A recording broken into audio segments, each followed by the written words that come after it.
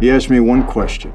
He said, if you ever had to kill anybody, could you do it? And I thought about it for a minute. I said, yeah, I think I can do it. My old man made quite a name for himself on the streets of New York. He rose in the ranks as an enforcer, and that means he whacked people. He's a living legend of the Cosa Nostra.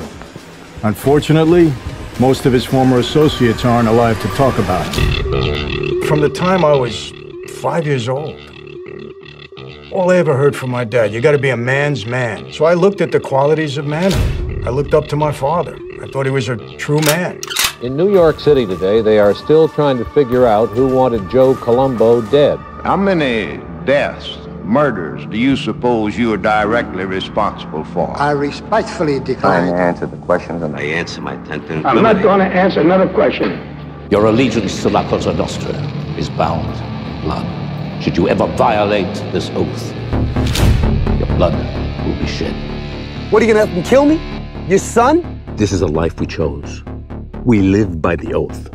The oath and the life are more important than us. At least according to this complaint, it would seem that Michael Franzese is unfortunately following the footsteps of his father. You are the youngest, richest mafia don in the United States. It's absolutely untrue.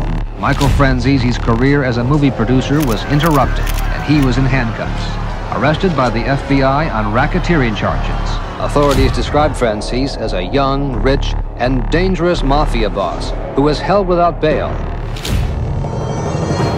I said, I'm going to spend the rest of my life in this 6x8 cell. I had never experienced hopelessness in my life. And that night, I got it. You don't look so good, man. This might help you out. At some point that night, I began to read about Jesus. When you're in the business of organized crime, whether it be La Cosa Nostra, a drug cartel, or any street gang, you're dealing in a man's world. It was during that time in the hole that I became convinced beyond any doubt that Jesus was not only a real man, but that he was persecuted, he hung on a cross and died for my sins, and that he is my savior. The evidence is there, and for me, it's rock solid.